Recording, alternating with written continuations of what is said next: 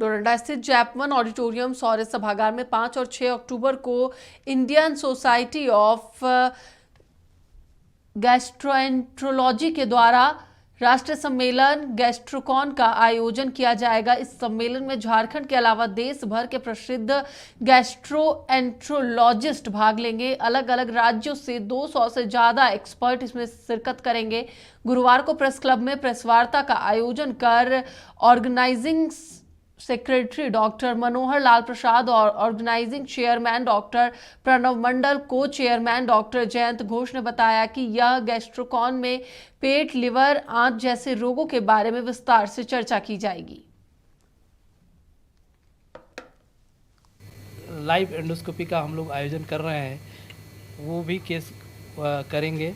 साथ ही हमारे जो चिकित्सक हैं जो बिहार और झारखंड के, वो भी अपना केस लाइव वर्कशॉप में केस करके अपनी केस करेंगे, जो अपना दिखाएंगे कि आरसीपी में क्या होता है। पहली बात, उनको फर्स्ट टाइम लाइव डिमॉन्स्ट्रेशन देखने को मिलेगी।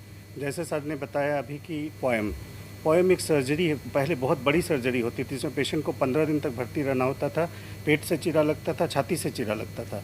अब पेशेंट को इंडोस्कोपिक पद्धति से, जिसको पर ओरल मायोटोमी बोलते हैं, पर ओरल इंडोस्कोपी मायोटोमी बोलते हैं फुल फॉर्म, उसमें इंडोस्कोपिक द्वारा ही उसको कट कर दिया जाएगा। बाहर से कोई चीरा नहीं लगेगा और दूसरे दिन पेशेंट घर जा सकते हैं, खा पी सकते हैं।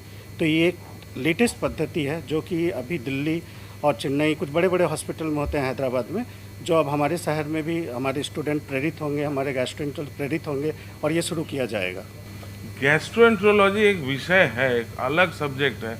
इसके बारे में लोगों में बहुत कम पता है लोगों को। जैसे कार्डियोलॉजी सभी जानते हैं कि हाँ हार्ट का दिक्कत हो कार्डियोलॉजिस्ट है, लेकिन पेट का हुआ तो सर्जन के पास जाना है कि किसके पास जाना है।